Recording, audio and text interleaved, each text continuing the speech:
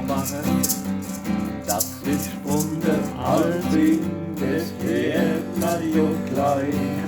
Das sieht man beim Hals ja schon an.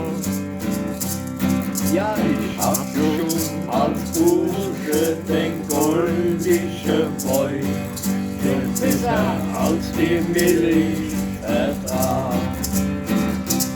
Und die Hebamme hat damals schon gesagt, ja, es gibt wohl in Luft von Format.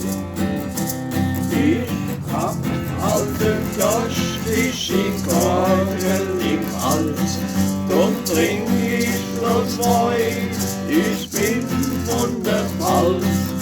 Ich hab alte plastische Korken im Hals, drum trink ich nur zwei, wundervoll. La la la la la la la la la la. La la la la la la. Ja, geh ich mal ins Wirtshaus, da will ich mal hoch.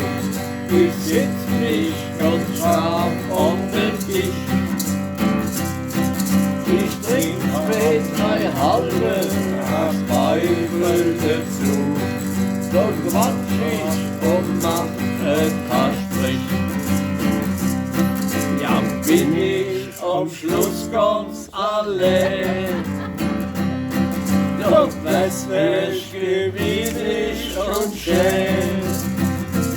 Ja, Stesel in Gläser, so sitz ich schon alt. Ich seh ich mein Boy wundervoll. Stesel in Gläser, so sitz ich schon alt. Ich seh ich mein Boy wundervoll. La la la la la la la la la. La la la la la la la la.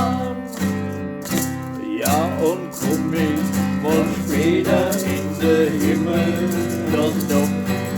doch bin ich nicht blöd und nicht scheu. Ich guck mich dann schnell noch ein Beukeller dann bleib ich ganz heimlich dann neu. Und zum Petrus sag ich, weißt du was? Komm, zeig mir mal schnell das Pelzerfass. Ja, und der dann nichts rauskriegt, dann bimmelt und knallt. Ich brauch halt mein Boy, ich bin wundervoll.